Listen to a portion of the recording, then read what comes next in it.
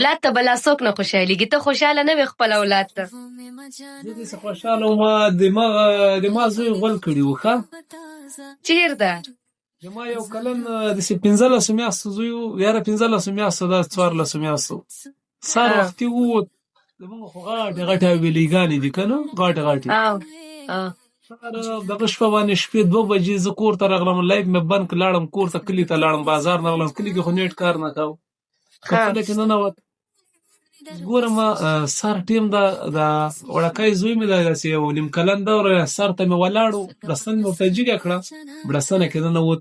دی خو د باندې تللی و، پچه یې کړې وه، پوه شوې. نو دا کونه یې ما داسې لاس کې ونیوله، یخه وه، ما پرېږده او داسې غېږ کې مې راکلک راونیو. بوک غول کړي وو، بوک پروت و. چې کله ورولم دا لاس مې سریخ سریخ کېږي، زه کمپاین نه مې راوباسي، مې ورته وکتل، وته مور وکړ، اوس څاپېړې مې وویل وړه، اوس مې داسې یادېږي چې راغلی وم. حیوان ډېر حیوانان ډېر پشي. نه ستا څو زامن دي د خیره؟ د ما په ډبل کې هم ګزار کړی، سنګل کې مې هم کړی. ښه الله برغونې هم درکړي. ما ته الله تعالی اول وار یو زوی راکړه. ښه ماشاءالله. دوم وار ډبل وار مې کړی. دوه چې کوم دي، 2 برغونې، هغه هلکان دي که جینکې دي؟ دواړه هلکان دي، خدای فضل. ماشاءالله. بیا دې وړه، بیا دې ملا د چا خبره وي، د ملا تیر مې وشته دی او مټې زور مې وشته دی، بس بیا تاله الله زور برابر کړی دی. اوس هم فلحال غنم شیندلي دي، اوس راوخي. الله دې د لدام فرزند زوی درکړي. هغه داسې و، یو ملګری مې و ښه. دا شیرعلي حاجي ستا څه کېږي ټیک ټاک کې چې هغه وړکی هلک راځي، دا حقیقت کې ستا زوی دی که دا خلک هسې تا پسې تړي؟ نه دغه د ما ناجایز اولاد د خبر د غوږ ونیسه. داسې و، یو د ما یو انډیوال روان و، هغه ته داسې نومېږي، ترکیه ته روان و، پوه شوې. نو ما زنګ ورته ووایي من چېرته یې، نوم یې نه اخلم، من چېرته یې، وایي روان یم په لاره باندې منځه ځم، درپسې درځم. څه غنم منم دې شیندلي که نه؟ وایي والله غنم مې شیندلي دي. ما ورته ویل غنم دې شیندلي، اوبه به زه ورکړم.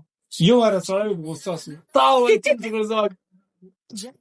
ډېر ښه ده، خدای دې وکړي چې غنم مې شیندلي دي راشنه شي. نو هغه به غوسه کېدو، تا ورته کومه خبره وکړه؟ وایي غنم مې شیندلي دي، ما که اوبو ته ضرورت یې خو زه یې ورکړم، خندا به شیند کړه. ډېر کلک ملګری و ما والا. نو هغه ملګري خو بلاک کړی یې نه تر اوسه؟ نه ګپ هم لګاو، ښه سړی. ښه، او قطر کې د څونه وخت شو مسافري؟ قطر کې مې خوراک داسې وخت یو څه کم 2 میاشتې به کېږي.